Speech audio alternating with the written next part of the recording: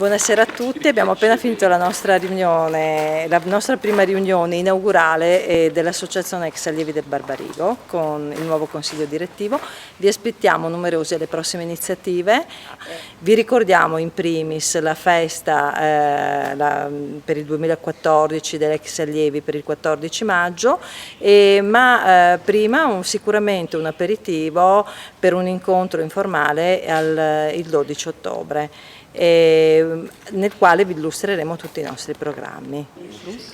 Sono belli. Sì. Pensa che in Spagna, a Barcellona, sono liberi, scorazzano in giro così per... Vaso di nuovo. Alla mattina non gli sfugge È quello più... niente. esatto.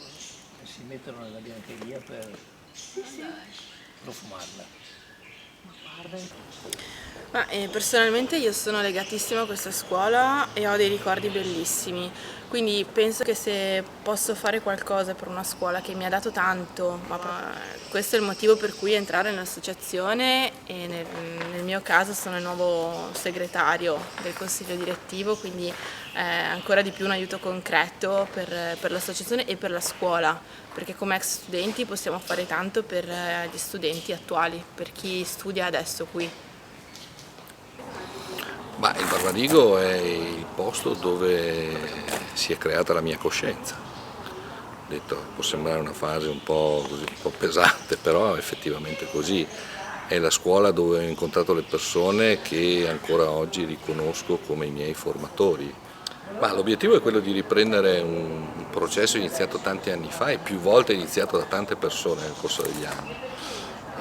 Il Barbarigo merita di avere sicuramente un'associazione ex allievi come si deve. Quello che mi aspetto è di dare inizio a un'attività che richiami il più possibile gli ex allievi ad abbracciarsi intorno al Barbarigo, in modo da dare la giusta visibilità sia alla scuola sia all'associazione e a tutte le iniziative che poi nel corso del tempo decideremo insieme di